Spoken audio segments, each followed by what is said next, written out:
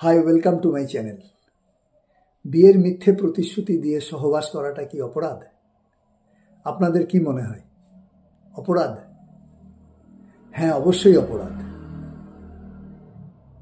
পুরনো যে আইন ছিল ভারতীয় দণ্ডবিধি আইন অর্থাৎ ইন্ডিয়ান পেনাল কোড, সেই আইনে নির্দিষ্ট কোনো সেকশন বা ধারা ছিল না যে মিথ্যা বিয়ের প্রতিশ্রুতি দিয়ে সহবাস করলে সেই ধারায় মামলা রুজু করা যেতে পারে, এরকম কোনো সেকশন ছিল না। সেক্ষেত্রে 376 আইপিসি অর্থাৎ ধর্ষণের মামলা হতো, রেপের মামলা হতো। কিন্তু সুপ্রিম কোর্টের বহু রুলিং রয়েছে, সেখানে সুপ্রিম কোর্ট বলেছে যে দুজন প্রাপ্তবয়স্ক যদি তাদের সহমতের ভিত্তিতে শারীরিক সম্পর্ক গড়ে তোলে তাহলে সেটাকে রেপ হিসাবে গণ্য করা যাবে না, অর্থাৎ তাকে ধর্ষণ বলা যাবে না।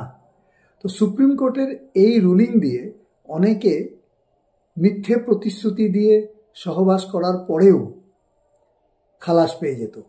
কিন্তু নতুন আইন যেটা কার্যকরী হয়েছে 1 জুলাই 2024, সেই আইন অনুযায়ী অর্থাৎ ভারতীয় ন্যায় সংহিতা অনুযায়ী সেটা অপরাধ। এই ভারতীয় ন্যায় সংহিতায় একটি নতুন সেকশন জুড়ে দেওয়া হয়েছে, যেটা সেকশন 69 BNS। এই 69 ধারাটিকে সন্নিবেশিত করা হয়েছে নতুন আইনের মধ্যে।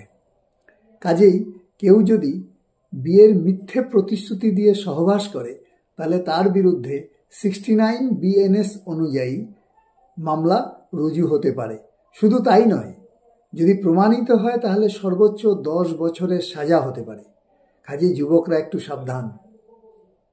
আমার এই চ্যানেলটি বেশি করে সাবস্ক্রাইব করুন, তাহলে অনেক বেশি লিগ্যাল ইনফরমেশন আপনারা পাবেন।